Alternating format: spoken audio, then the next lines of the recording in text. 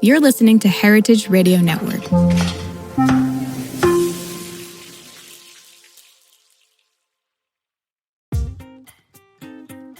What's really, really great about any vibrant food scene is the connectedness between the person who's cooking and the person who's eating.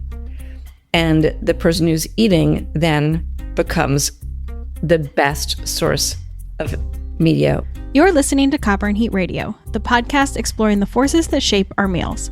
I'm Katie Osuna. It is no secret that 2024 and 2025 have been very tough years for food journalism and journalism as a whole in the United States. Round after round of layoffs have impacted major outlets from CNN to the LA Times to Vox Media and Eater, as well as countless newsrooms across the country.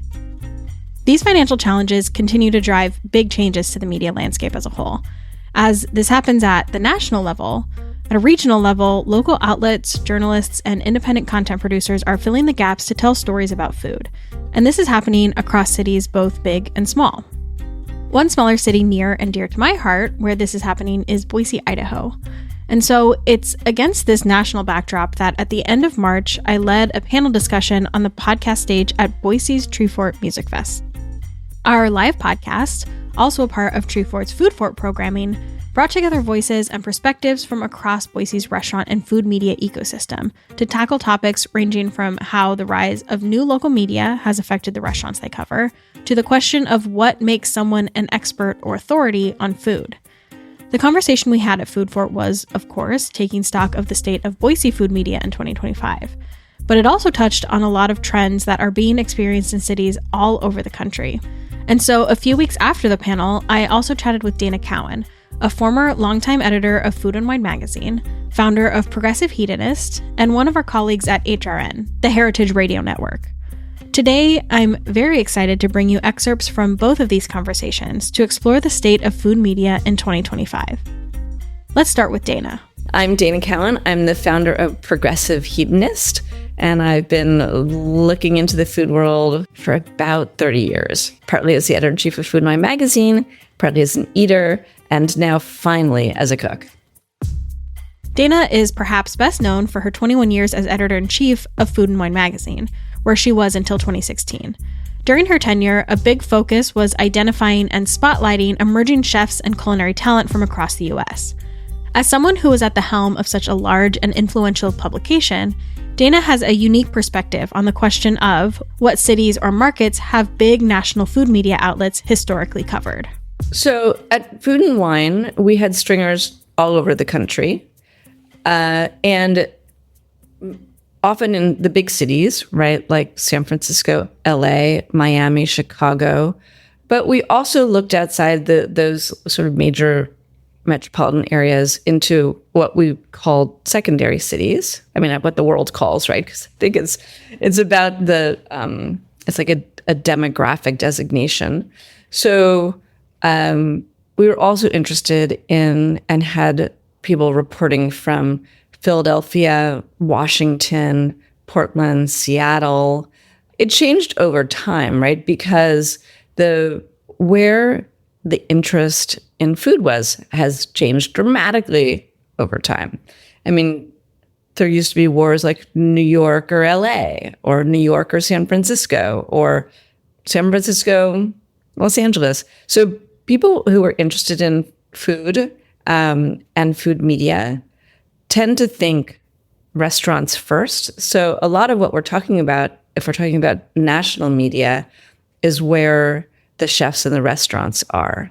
And not only where the chefs and the restaurants are, but where they're doing something that is distinctive. Now, it could be like hyper-local and distinctive.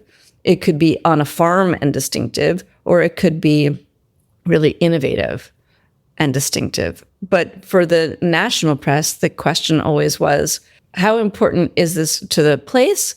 And how important is it to a traveler? And how important is it to the conversation?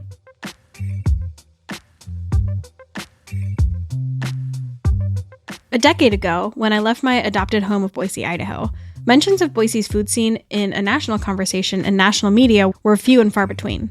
In recent years, that has changed, with Boise and its growing dining scene showing up in more and more national conversations. In April 2022, Food and Wine included Boise in a piece titled "These Are America's Next Great Food Cities."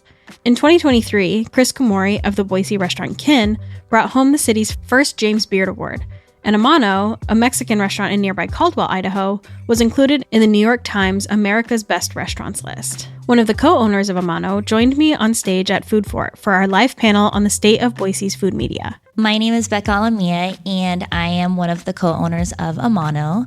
As a restaurant that has received local, regional, and national recognition, including being a finalist in this year's James Beard Awards for Best Chef Mountain, I asked Becca to share how the different kinds of media coverage have affected their business. So we opened Amano in 2019, and I would say, especially in the beginning of opening the restaurant, it was really helpful to have all sorts of influencers, all sorts of media.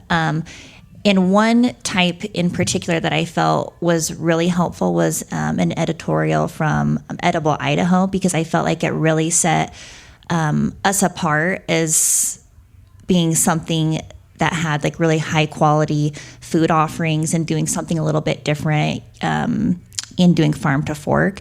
And so I really appreciated that article, because one thing that I really love about editorial pieces is that they really focus on the quality, the story, the sourcing that sometimes can get lost in quick media from influencers.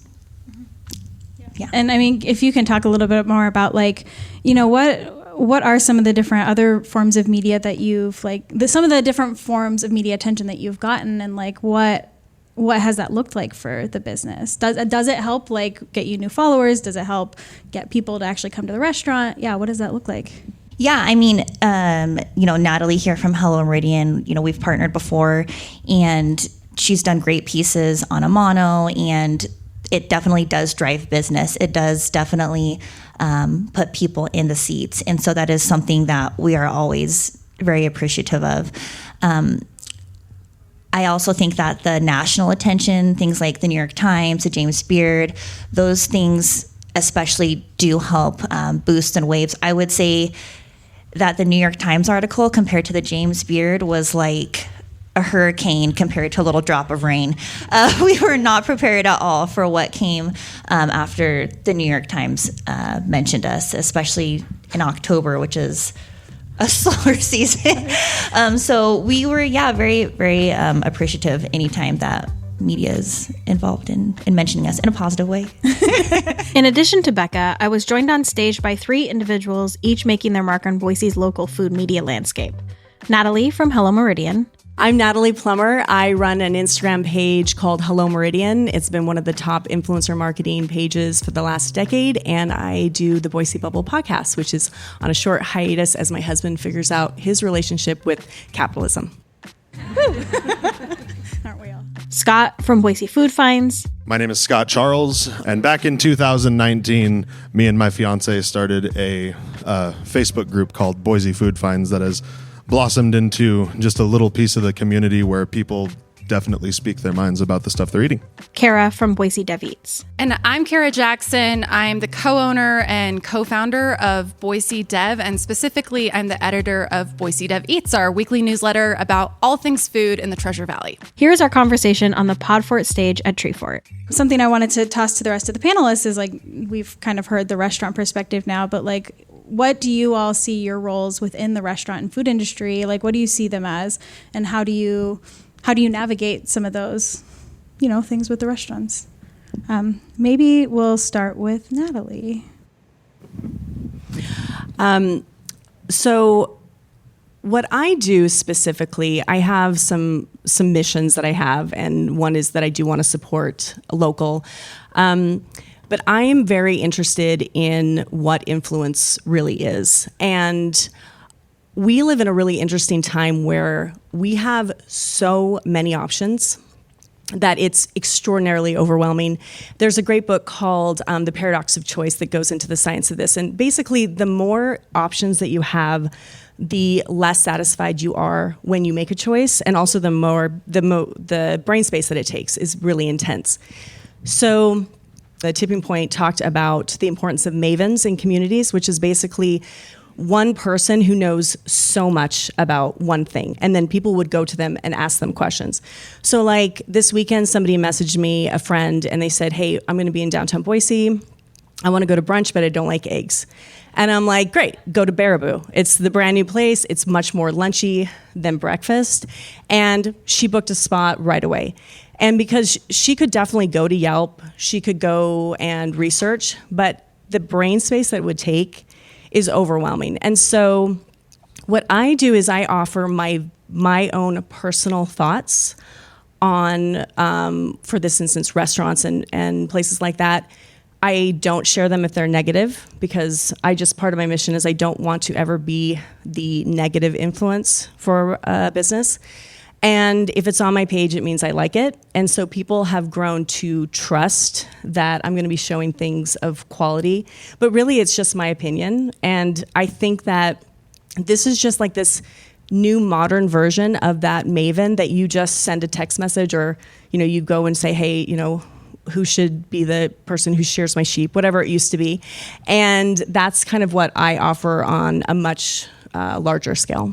Yeah, for sure. And I think that's something that, like, in this new form of media, like, everybody wants to also share their opinions and kind of get other opinions, like kind of the new word of mouth. So that's why maybe, Scott, you can talk about your role within the food and restaurant space here.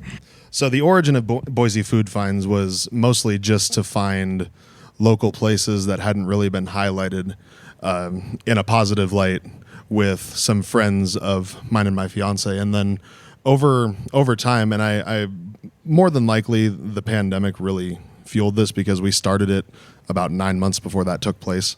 So we had a little bit of like just a group of people, like just mostly people we knew. And then when the world started to shut down, I feel like a lot of the restaurants started coming to us in order to actually like get themselves seen to the general populace, because people weren't leaving as much. And that kind of started a cause and effect spiral where it started being less about just shining positivity on stuff that we liked. And because we had all of these people who were now like promoting themselves on our format, then we started getting like the opinions of the more common people that were just like casually looking for places like in the spur of the moment, or just want like a running tab, because we have the ability to like search independently like what restaurants have had like what reviews over the last 6 years we've been doing it. So we've tried to keep up with the way everything changes, but mostly I think we get a lot of the more casual people who, people that are negative, on the negative side, I think a majority of them are more often than not kind of, for lack of a better term, burnt on like commercialized quality, because in certain lights it can paint a restaurant like at a certain level, and then when they don't meet that standard, when someone goes there, it triggers an emotional response, and then people just emotionally put down what their feelings are about said restaurants. So I think people trust Boise Food Finds in a different way, because you've got like community people, like normal average Joe people, saying their piece on something that they either like or dislike. And one of the most important forms of marketing out there is word of mouth. So I think with that, that's why it's turned into something so popular for the restaurant sphere and for people. So that's pretty much where I'm at with it. Yeah, for sure.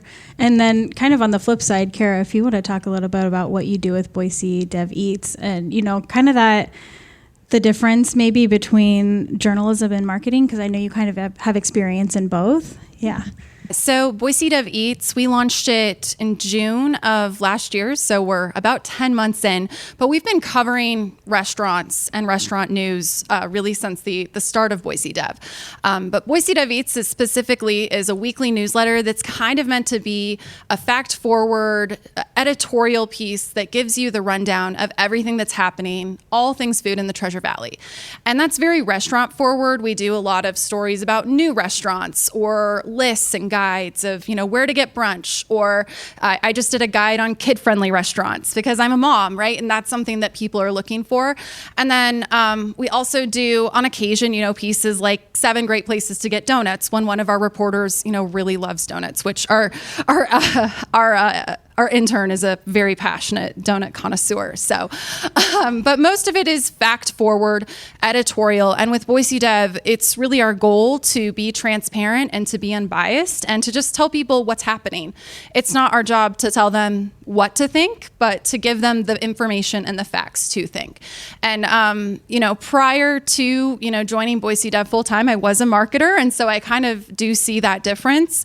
To me, journalism and editorial is really about informing the community and being a great resource for the entire community, regardless of ability to pay or where they're at in the community. Whereas marketing has that objective of bringing awareness to your specific product or location, and then taking them down to that funnel to ultimately get them to book that reservation or to buy that product. So there's definitely kind of some differences. And with Boise Dev, something that is really important to us is none of the content's sponsored, which means nobody pays for a story. Obviously, we have to make money, so there's advertisements and sponsors, but that's all independent of what we decide to write stories about. Right, for sure. And you kind of touched on something there that I want to talk about, and kind of what I mentioned at the very beginning, which is like that model has been really hard for a lot of food publications to deal with.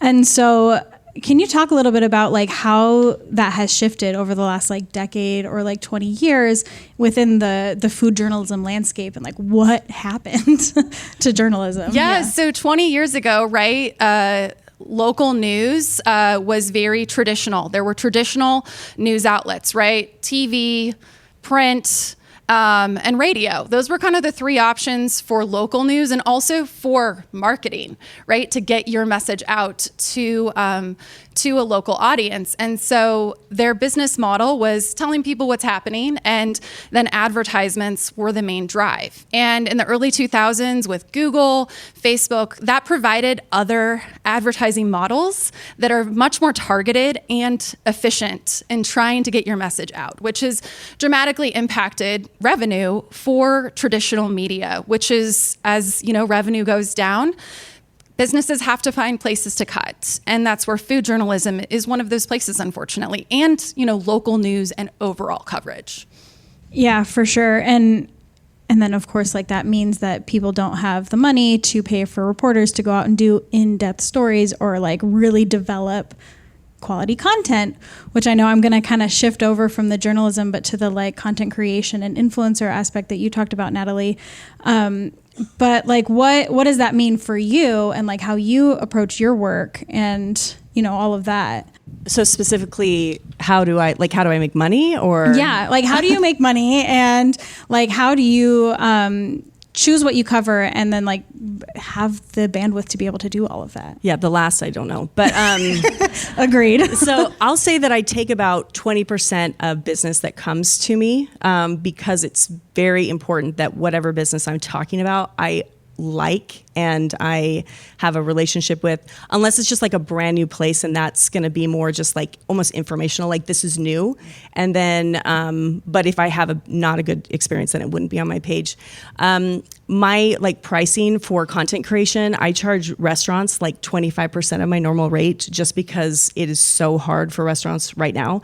So that's just a way for me to kind of stay with my mission, but also it's because food content is so popular that it fuels the rest of my page. So to be totally honest, most of the time I'm not making money on food posts. I'm not really making any at all. If I'm just there, I'm just paying. If they invite me to come, then I'm like, I would like you to, comp the food, because, the amount of money I would be in debt of just like how much I'm covering. But because food is really fun and sexy, that it really isn't a way that I make a lot of money. And I make money on ads for my website. And then what I often do is that if I'm doing a feature for a national page, they pay like 3 times. A national company pays like 3 times what I charge a local company, so that I can keep my prices super low for local. Yeah. And so I think now I'm hearing kind of both of you talk about like the investment of time and energy into these stories, and maybe the money's not there in order to support it. And I know something that you mentioned also, Natalie, was just kind of undervaluing those roles. And I don't know if you can talk to a little bit more about like what all goes into making content. And both of you can talk about this because I think it's really important. Well, for Boise Dev Eats, we publish 3 stories in our newsletter every week, and then we do a rundown of restaurant happenings, so openings, closings, new menus, those sort of things, foodie things to do as well, so an events list. And that takes a lot of time to compile. So kind of the editorial way I go about things is I'm always looking in different places for stories. So I'm watching Boise Food Finds, right? I'm watching social media. We get tips. We're out and about in the community and looking for stories. And that process often involves interviews. It involves looking at public records and permit filings and just kind of a number of different things to make sure that we're telling that story. Something that I really love to do with our editorial is also kind of give the why behind somebody is opening a restaurant. Or, a couple weeks ago, I wrote a story about a couple who have a business here called Fairweather Fish, and they fish up in Alaska 6 months a year, blast freeze all the fish, and then bring it down here to Boise. And so I love telling those stories. Most of it is written, but we also do some video as well. And so it is very time consuming, but it's also really fun to kind of bring these stories to life and allow people to kind of see the behind the scenes of restaurants and creating, food all the way from the farm to the table. I think one of the things that I'm competing with a lot is just the word influencer, which I was doing this a decade before that word was even a thing. I've been doing social media professionally for 18 years. And the problem with that word, which I'm not a fan of, is anyone can just like grab a fun handle and go with a smartphone, and then they're just like putting it out.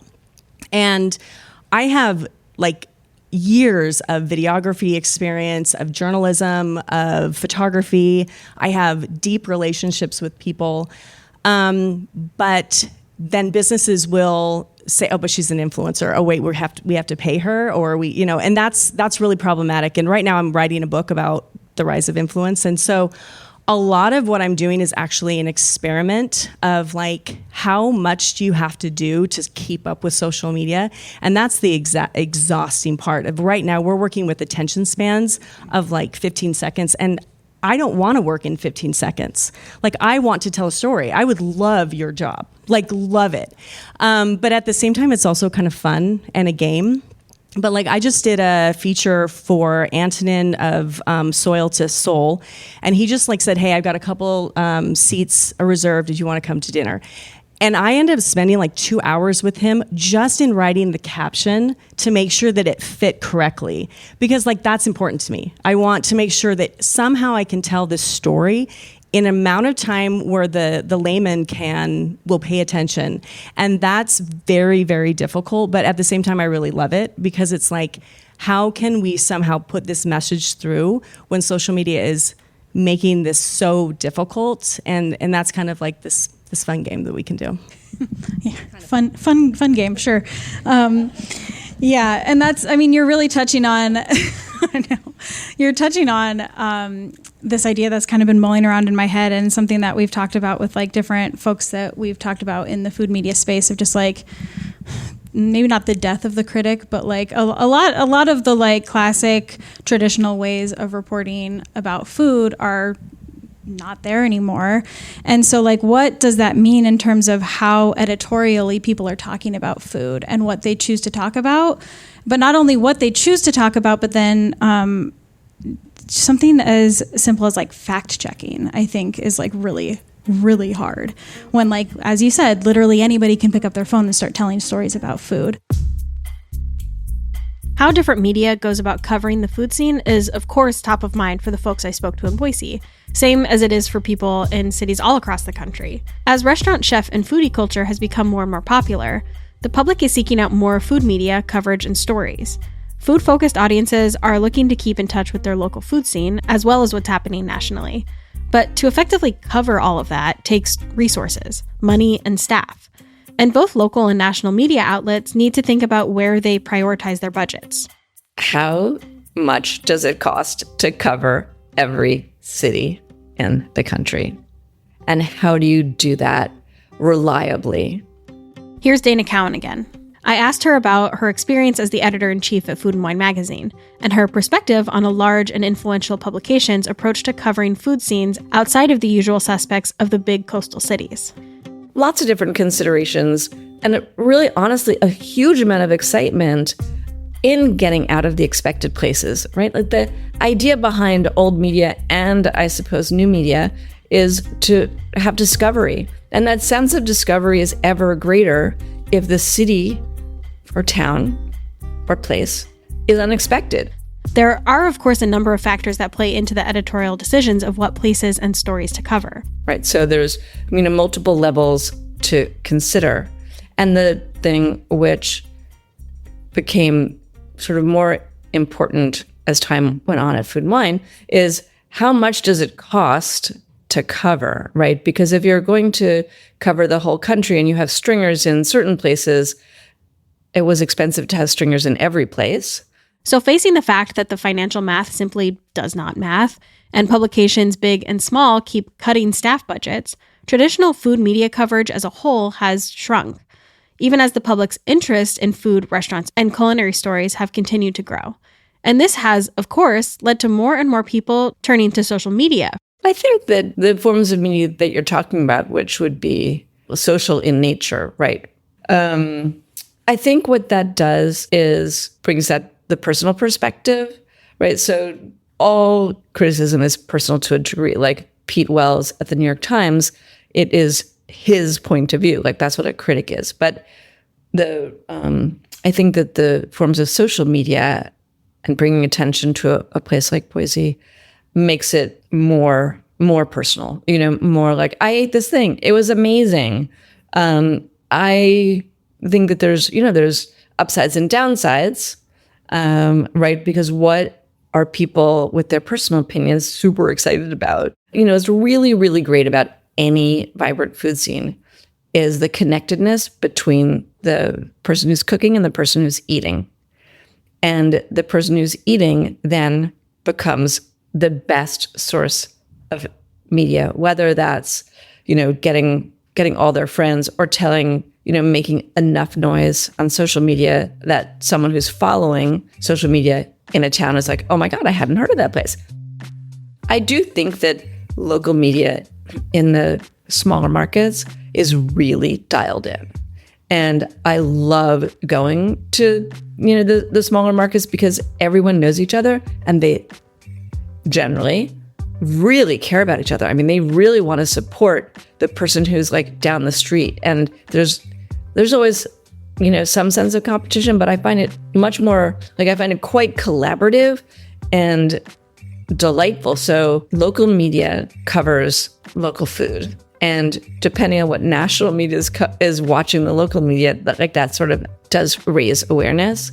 But the greatest local media that there is, honestly, is eaters just having a really great meal and telling other people, this is so good. And it just, spans out. Word of mouth is a powerful thing. And one of the fascinating aspects of social media is how it has really given word of mouth a platform that scales. Back to the panel in Boise, I asked Scott, one of the founders and moderators of the popular Boise Food Finds Facebook group, which has over 35,000 members, about what it's like to moderate these conversations on a social platform. And I'm going to throw it down to Scott to talk about this a little bit more, but just how do you moderate a community space where it's about everybody's opinions, which are great and really valid and helpful, but then it's also really challenging. Yeah, people get pretty emotionally charged depending on what the situation is. Thankfully, a majority of the people that are in Boise Food Finds today are either just sharing positive stuff or looking for recommendations. But when it comes to the world of social media, it's always the negative stuff that gets the most traction. So you'll get 10 to 15 positive things that get a certain level of reaction. And then if there's a fairly negative story with a fairly interesting plot, it just completely blows up. And it's it comes as a byproduct of for the last 2 decades or so, with the rise of social media, like the more connected we get, the more like those, I forgot the term that you used earlier, but like those arbiters that know everything about one specific subject, like the more connected we get, the less people feel that that's valuable. And I completely disagree with that sentiment, but you get like communities of people that just say they can go and search this out for themselves now.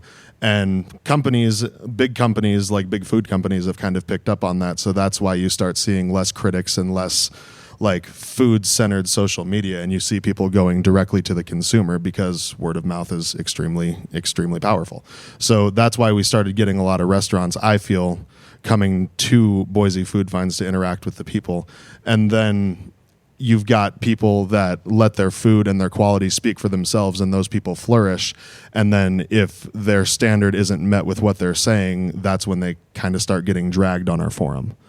So like we try and harbor as much positivity as we can, but because we consider ourselves like a free speech community square for like everybody from if you're in food media or you're like someone like high up in that sphere all the way down to just a common person trying to find like a decent burger when they're traveling or something.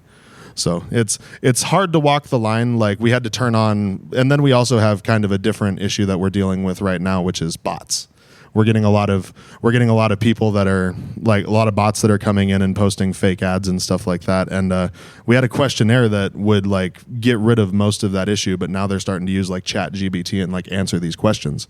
So now we're kind of in a post approval period because now we have to like figure out a way to deal with that. But normally we give people a lot more like control over themselves to say how they feel. So it's a hard line to walk. There's no perfect answer, unfortunately.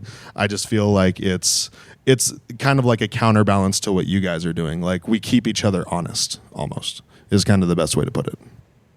And I think what I'm kind of hearing is a lot of the traditional forms of media, there was a lot of like this gatekeeping about like, okay, it's like this one person, this one critic is the person who decides what's good.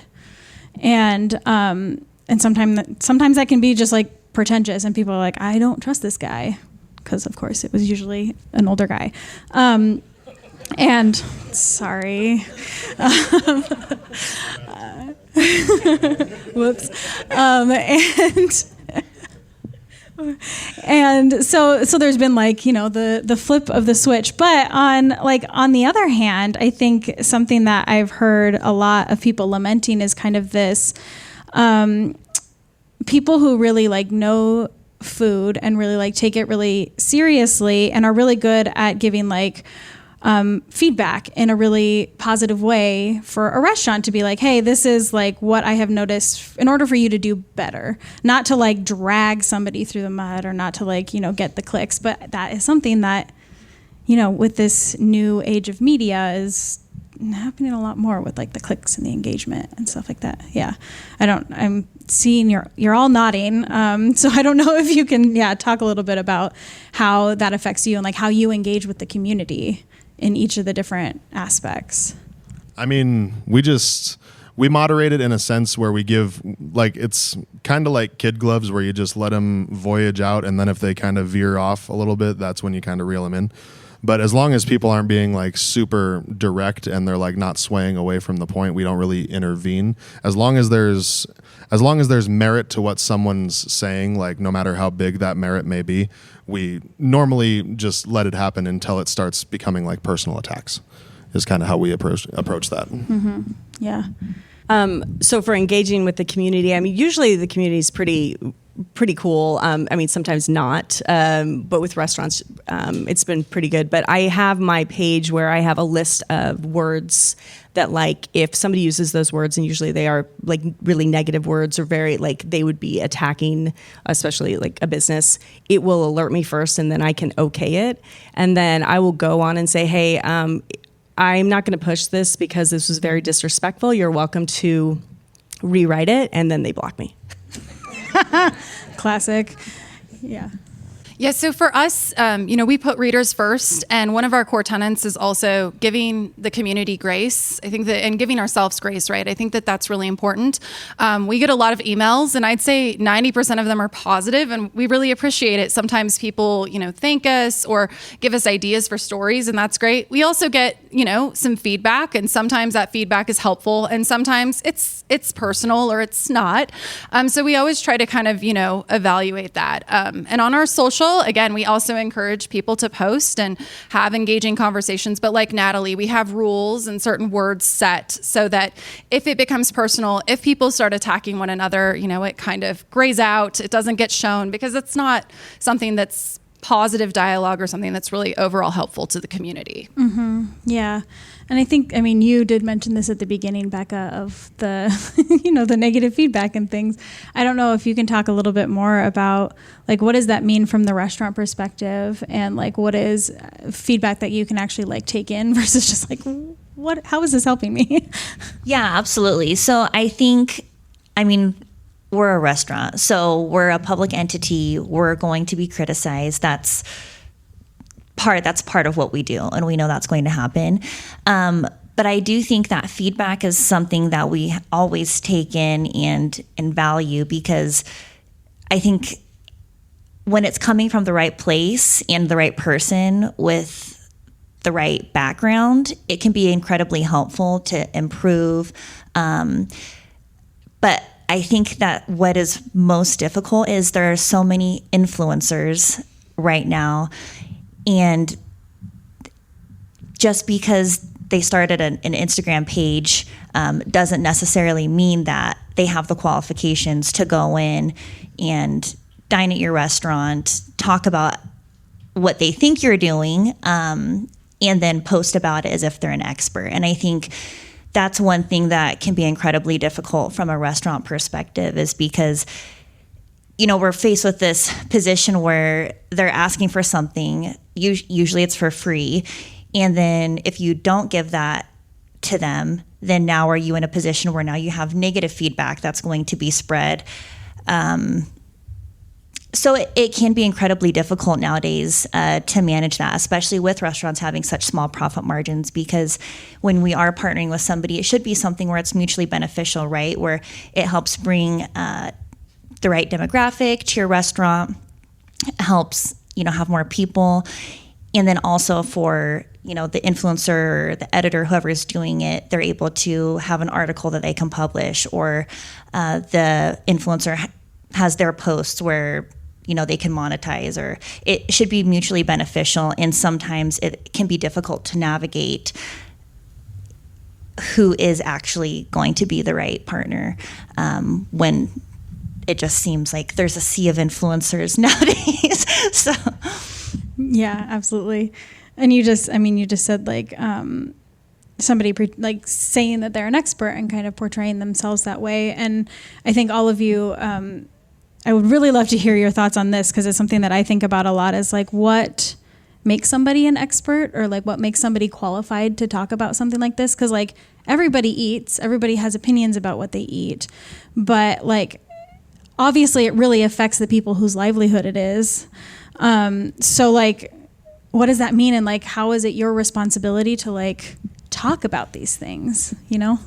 Something that I think about a lot, and I don't know the answer. I don't know that there is one, but yeah, if I can speak to that a little bit. I know I mentioned earlier there was that article that was put out in the very beginning with Edible Idaho. I know that publication is no longer operating for the same reasons why we're all here today, which is how to actually make a quality food editorial writing something that's sustainable. But that article was really something that stands out to me, because the person who was writing the article took such a great deal of time getting to know Sal, getting to know where each ingredient was from, the history behind the ingredients, where we're sourcing them locally, and even featured, Purple Sage Farms, who's also here. And so it was really incredible to see the level of depth that article went into. And it was multifaceted, and also talked about, the culture, the sourcing, the experience we're trying to create, his experience. And it was really beautiful how the piece came together. And I don't know if that same sentiment comes across in social media writing. I don't know if that's the best way to put it, but I do think that he was a professor at College of Idaho, so he was a writing professor. So that, that level of education, along with him just having knowledge of the food industry and being a food editor, I think is incredibly helpful to have when you're writing those articles. It gives the food justice, and we appreciate that since there's so much love and that's poured into each dish. Yeah, for me, I think that word expert is kind of becoming harder and harder to define. But something that I recently heard was that the less of an expert you are, the better a ChatGPT article sounds. And I think that that's really true. And I think that that's actually something to think about is I believe experts understand the nuance and have taken the time to become educated, like the person who wrote the story about Amano in Edible, Idaho, right? I think it's about being in your community and really taking that time to understand the entire community, understand the food, what people are taking to make that food happen, and the years and time that it really takes to be an expert, I think is different from, just anybody, any random Joe posting on social. And so I think that whole range is getting harder to understand when you just see something online. Yeah, and you talked about short attention spans, Natalie, and stuff like that. So yeah, what do you think? I think expert's interesting because I'm a content creator and I'm also a writer, and that's what I went to school to be. But there's also like, how much investment am I going to put into a feature? And I ask when I'm working with someone, I'm like, do you want it longer with less views and more information? Or do you want it shorter with more views and less information? They almost always go the shorter. I don't prefer that. It's actually much harder to do a very short reel and trying to get that in there. But what I do is not just editorial, it's image based, and that's what so many people want. And usually when a restaurant is approaching me, they're like, we want more people here. How do we do that? And the way to do that is maybe not the way that I would prefer to do it, because they are not as interested in the stories. I work a lot with Idaho Preferred because then I get the opportunity to do the stories. But what actually gets people to the restaurant is it looks good or it looks cool. And if I can say, this was really amazing, I loved it. Am I an expert in food? I mean, I had a baking blog and I'm a pretty good cook and I've eaten everywhere. But more, I like to explore restaurants. And for that, I am a maven in that case. And so if people trust me, then they'll go. But expert, I read Sapphire and Diamonds with Ruth, what's her name? Yes, and that book was what I wanted to do. I wanted to go and write pieces for restaurants, but you don't make any money that way. Truth. Well, in just speaking to that, we, do longer videos at Amano as well to go into the, each ingredient or the process, and they get very little views. And we're like, wow, this is so cool what we're doing here. And we're like, wow, 15 people liked it. And then it'll be something like that, a little social media reel that's like, happy hour, michelada, and then it's like 100,000 people liked it. It's like, wow, they love micheladas, So it can be incredibly difficult sometimes, but it goes back to the purpose. Is it to inform, or is it an educate, or is it to market to get people there? So I think that's where the lines can get blurred, and I think that's where, especially like from as an influencer, where those two worlds do collide. So when it comes to the word expert, I think that people that have a little bit more narcissistic traits, when they think of the word expert, they think of taking something and putting it in a jar and it's in an enclosed space and they want to learn about everything that's in the jar. So when you have a lot of people that don't really understand how to, for a lack of a better term, think properly, one of the most profound things I've ever heard is a lot of people don't know how to think. They only know how to rearrange their biases. And so when it comes to kind of that attitude of someone who takes something that's as uniting as food, because we all eat food, right? So that's something that anybody can learn about. So you've kind of got, they put themselves on this pedestal, and then they don't understand that what they're looking at is like a living, breathing thing. They just want to like put it in like the palm of their hand and just like observe it from the outside. So when you've got people who are actually passionate about what they're doing, and like they want to like see, like they see a need and they want to fill that need, and they want to be like something very community driven, I think people can pick up on that genuine energy, and people will gravitate more towards that. And like, it's a little bit more obvious to see when someone is being biased based on their own personal taste. So I think that would be like the main separation between like an expert and an expert. You know what I mean? Love the quotes, finger quotes. This conversation around the idea of what makes an expert is a really important one. In this ever-evolving media landscape where journalism and content are more decentralized than ever, who we as communities look to for expertise likewise continues to evolve. And at the core of that evolution is this question of who is allowed to have the authority to act as the modern age food critic and tell people where to eat. I think allowed is really a very like challenging word. Here's Dana Cowin again. I mean, that allowed and the gatekeeping in the food community has been a challenge for ever.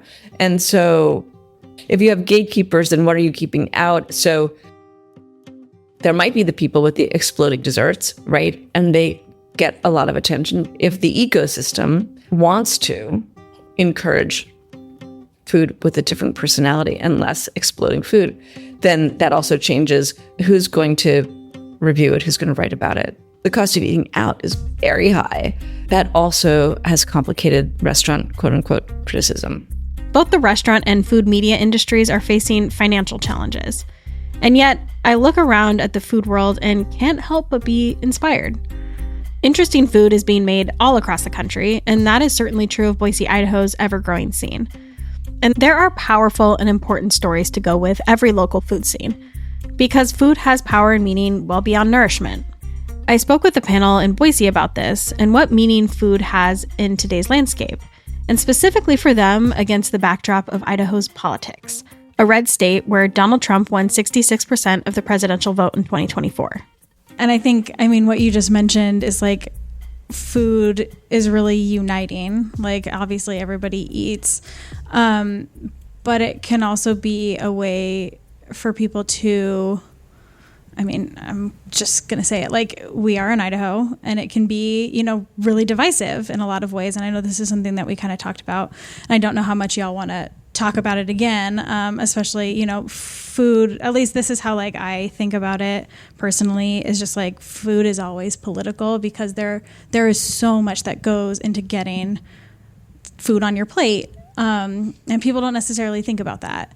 And so like, what does that mean for food media when people, like 10 people like your like very in-depth video? Because like that's what happens with us too, right? Like we have this podcast, we spend hours and hours and hours and hours crafting this like narrative journalistic piece, and then it's like not as popular as like something that maybe takes a little bit less time and is a little bit less, you know, making people think a little bit. So yeah, I don't know if you want to talk a little bit about that and like how you guys envision, I don't know, what does that mean for the future of what y'all are doing? And yeah.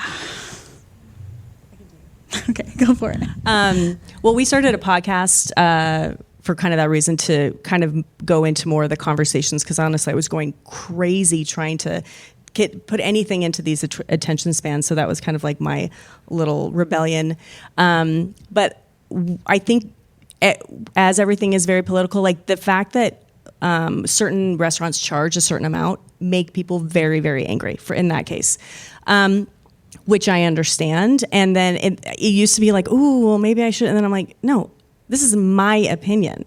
And I'm fine to pay for really high quality food. That is my belief, or some people might put that even kind of political. Like, I am comfortable paying for quality. And if people don't like that, that's okay. And I think it's there. You have to be very strong in what you do believe and what you put out there, because everything will be attacked at some point. And you just kind of have to become harder to that so that your content can continue to be super authentic. If you're not super authentic, or if you don't put yourself out there, it's so much easier. I mean, if I didn't ever put a personality behind it, this would be the easiest job. But it's that constant criticism of my authentic self or taste that, or political beliefs, that as well. That's like the hardest part of what I do. For sure. And like something that you said when we were talking before is just like, you don't have the institutional support that like a newspaper, like that a critic might have if they were to like express their own opinion. So I think that's something really important to think about for people. You were about to say something. I think when we were talking earlier, on the prep call, this did come up, that how political food is. And, there was an article actually last year, I believe it came out in the New York Times, that Chris Kamori was in. And one of the chefs was talking about value perception from chefs of color, and how the greater community doesn't value food as much from different, like non-white or like French cuisines. And so when you think about that, and we think about criticism and critiques, when we have people talking about value and having free range to say, putting value on the work that somebody is doing without checking their biases, then it can be harmful and it can be really detrimental. And so I do think that, so I think, Scott, you brought up, if it's honest, then it can go, then that's their opinion and it can live out there. But sometimes I do feel like that's dangerous, because if somebody has this bias that they see that food and they think Mexican food or Thai food or Indian food shouldn't cost this much because it's just beans, it's just rice, it's just corn, without realizing, hey, that corn is actually heirloom corn that we pay farmers, fair wages in Mexico to protect the non-GMO corn, and the importance of that. And then having that imported, and then having, these ancestral processes, that we're protecting. And somebody who's just going to look at any of these cuisines and say, there's no value to it, it's too expensive, without realizing the work and thoughtfulness that's gone behind it, I think can be dangerous, because then it starts to spread this belief that first it starts with food, right? And that food isn't, I get so passionate about this, but I'm like, please get passionate about it. It makes me, because then it makes me a little bit upset, because it's like, okay, then your food isn't good enough. And then it gets this to now the workers aren't good enough, right? Because, well, do they have papers? Do they not have papers? What about the people picking the food? What about, there's so many different aspects to this, until pretty soon, then it's like, who is good enough then? And I think that's an important question. And so when these ideas can go unchecked, I do feel like it can be dangerous, and it does have this domino effect that can happen, and we've experienced it. But those same people love to still come and they like to talk about how there's no value, it's too expensive. But, I'm sure when we open the new place, they'll be one of the first people who comes and they're going to love it and have a margarita and chips and salsa, and they'll be perfectly fine. But, and we'll serve them. So. So what you're describing is completely valid. You're completely correct. I would say the issue that you are bringing up would be more of an issue if, like, something with Boise Food Finds in that regard. You also have the ability to respond back if you see ignorance towards what your product actually represents. So from what you're coming, the angle you're coming at, I feel is more towards the critic side of things, because if someone said anything like that discrediting those people on our format specifically, you could definitely respond and open the discussion so that way people understand where you're coming from. And with that issue as a whole, I would say it's more of a byproduct of a much larger social issue of like people would rather offend an individual than offend an idea that they themselves represent because it's a part of their personality.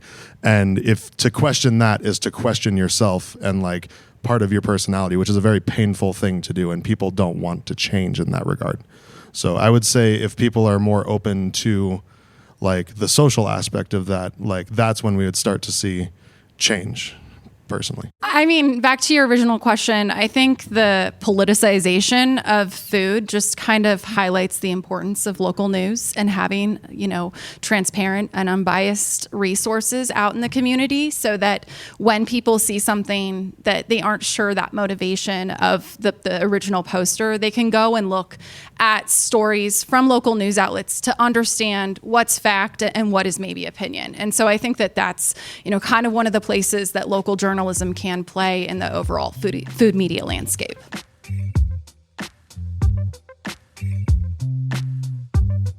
This conversation in Boise was fascinating. It is one thing to follow the headlines about the many challenges facing food media, locally and nationally, that are so unsettling for all of us working in media. But it's another thing entirely to sit and be in conversation with people who are doing the important and interesting work that is shaping their local media ecosystem. What this conversation really brought into focus for me is that the different players in an ecosystem are all simultaneously navigating the different financial, political, and cultural pressures that face each of them individually and the system as a whole. And to Scott's point in the panel, a central part of the ecosystem, and maybe the most important part, is, of course, the audience. There's only so much that journalists, content creators, and media outlets can do if their audience is not going to support more thoughtful, story-driven type of narratives. And as an independent journalist and content producer myself, that thought is frankly unsettling. All of this is a lot to navigate, which is why, personally, I really appreciated hearing Dana Cowin's perspective, both in terms of media as a whole, but especially about her current project, Progressive Hedonist. So Progressive Hedonist lives at the intersection of joy, community, and climate. At Food and Wine, I actually really believed that the highest form of pleasure was this idea of going to a great restaurant, making a great meal, and with that in mind, sharing out that with like 1 million plus readers, I'm like, this is so great. I am really making a change in people's lives. And I believed that. And I left because I wanted to do something that had a little more purpose driven, and was looking for something that was at the intersection of where food makes a difference. And there's so many ways, right? Because it could have been hunger, it could have been immigration, but I was most passionate about climate. And depending on who you're talking to, the stats change a little, but we're looking at food and ag being responsible for 30% of greenhouse gases. So I can take this idea of pleasure and marry it to a sense of purpose if I can host these events that are both joyful, but also share the ways in which right now we can help improve the food system and the climate. And I've co-hosted events with star chefs, of course, because that's the world of food and wine, and the chefs have such wonderful abilities to reach lots of people. I believe that Progressive Hedonist, over the long term, will have this waterfall effect. And that waterfall effect is you open people's sort of hearts and minds through these meals that they share with friends, and learning a little bit about more about their local food system. Lots of people are informed, but there's more that they learn. And then the more dedicated you get, like you take these little steps, and then eventually you're like, what policy let this happen? And then you end up looking at these larger issues that affect all of us, because they affect the water, they affect the soil, they affect the air, and they affect nutrition, they affect public health.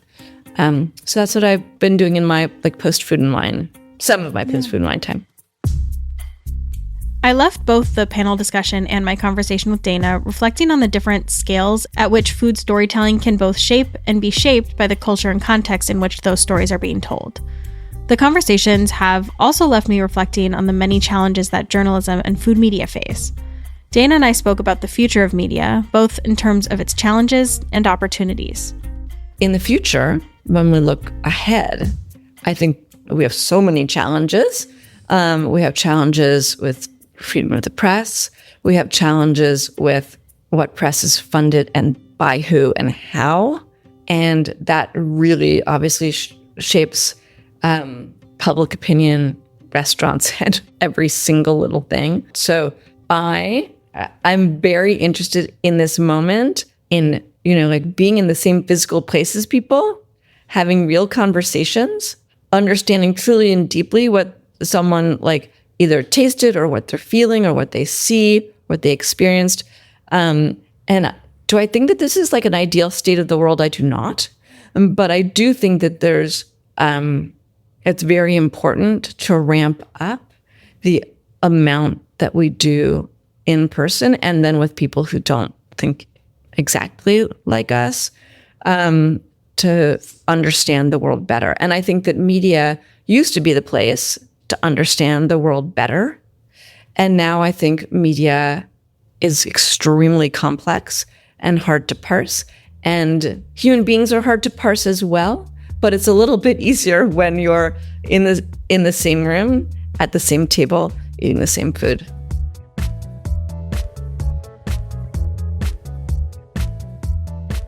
Thank you to everyone who was in this episode: Dana Cowin, Scott Charles, Kara Jackson, Natalie Plummer, and Becca Alamia. I'm linking to where you can find their work in the show notes. Make sure you check them out. Thanks to Treefort Music Fest, Podfort, and Foodfort for having us back again this year. This episode was produced by Ricardo Osuna, with help from me, Katie Osuna, and Rachel Palmer. Music and sound was also by Ricardo Osuna. Copper and Heat is a member of HRN, Heritage Radio Network, an independent nonprofit podcast network with a mission to build a more sustainable world by shifting the way we think about food. Check out their other shows at heritageradionetwork.org. Thanks so much for listening and for supporting our work.